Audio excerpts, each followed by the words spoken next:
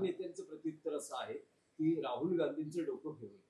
एक लक्षात घ्या, निवडणूक आयोग म्हणजे भारतीय जनता पक्षाचे कार्यकर्ते आहेत. म्हणजे आपल्या मुंबईत जसे त्यांचे काही कार्यकर्ते आहेत, नवीन नवीन लोक आणत असतात बोलायला, किंवा दिल्लीमध्ये, तसं भारतीय जनता पक्षानं निवडणूक आयोगात त्यांचे प्रवक्ते ठेवलेले आहेत. भारतीय जनता पक्षाला यात पडण्याचं कारण नाही. राहुल गांधींनी निवडणूक आयोगाला प्रश्न उपस्थित केले आणि निवडणूक आयोग सध्या भारतीय जनता पक्षाच्या प्रवक्त्याप्रमाणे काम करतं, हे काय सगळ्यांना माहिती आहे.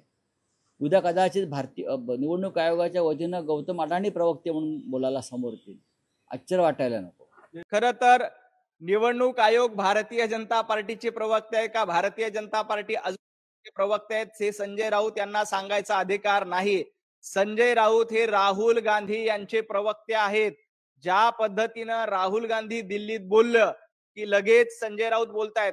संजय राऊत यांनी अशा पद्धतीच्या बाता करू नये. सातत्यानं काँग्रेसची प्रवक्तेगिरी करण्याचं काम जे राहुल गांधी बोलतायत ते महाराष्ट्रात येऊन दौंडी पिटून सांगण्याचं काम संजय राऊत करतायत. पण संजय राऊत, तुम्ही जो नेता निवडलाय, तरी जनता राहुल गांधींना ज्या पद्धतीनं घरी बसवली त्याच पद्धतीनं तुम्हाला देखील घरी बसवण्याचं काम केलंय.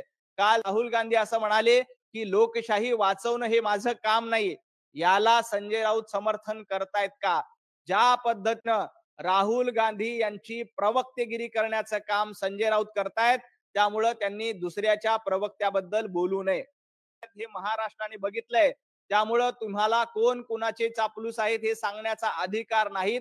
आधी आपण कुणाची चापलुसी करतोय, आपण सिल्व्हरची चापलुसी कशा पद्धतीने करतोय आणि मातोश्रीचं मीठ खातोय, हे संजय राऊत यांनी ध्यानात ठेवावं.